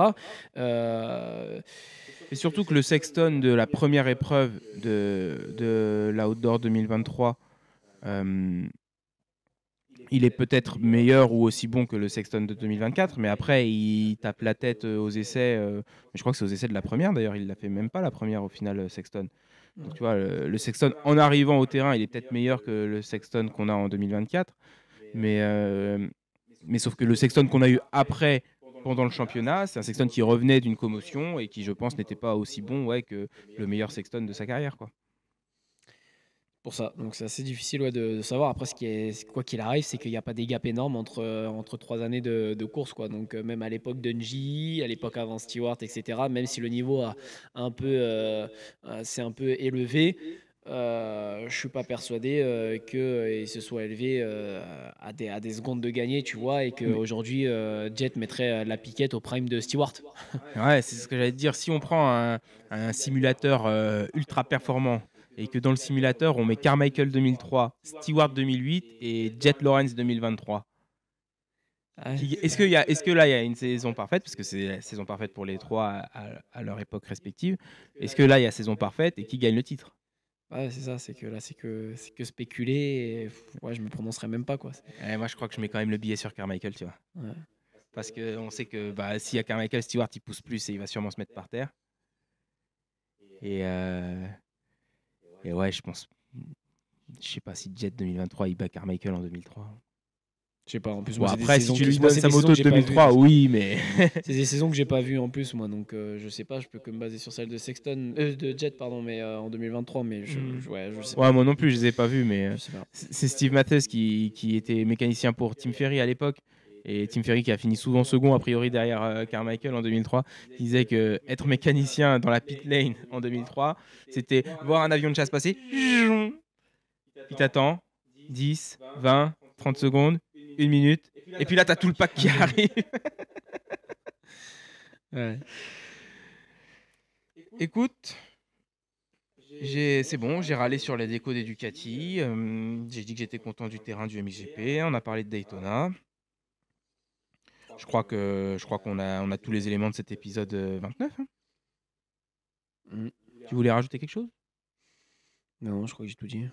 Bientôt l'ouverture de la Ligue Île-de-France aussi. Ouais. Ça se prépare? Tu peux, on essaye hein, de faire poète-poète de temps en temps quand même pour se préparer un petit peu et pas y aller, faire 10 minutes, avoir mal au bras, être frustré et puis au final remettre sa vie en question et se dire pourquoi je fais de la moto, pourquoi je dépense des centaines de milliers d'euros dans des... Oh, carrément des centaines de milliers Ouais, d'euros. non, Ça des paye centaines, MGT Design. virgule, des milliers, pas des centaines de milliers. Autant quoi, pourquoi je dépense autant en fait. Mais non, ouais, donc on essaye un petit peu de s'entraîner quoi. Ok. Bon, bah, on va suivre ça quand même un petit peu sur le Brap Show, hein. Ouais, ouais, ouais. Et puis, n'oubliez pas, si vous voulez gagner une tenue MGT Design Racewear, tenue 200% perso, et ben, commentez-nous dans cette vidéo, enfin en bas de cette vidéo, vos pronostics. Qui sera champion 250 Est, qui sera champion 250 Ouest, et qui sera champion 450 en Supercross. Et on trouvera un vainqueur. Bah, on trouvera les vainqueurs des championnats et le vainqueur de la tenue au mois de mai. Allez, merci de nous avoir suivis. À plus.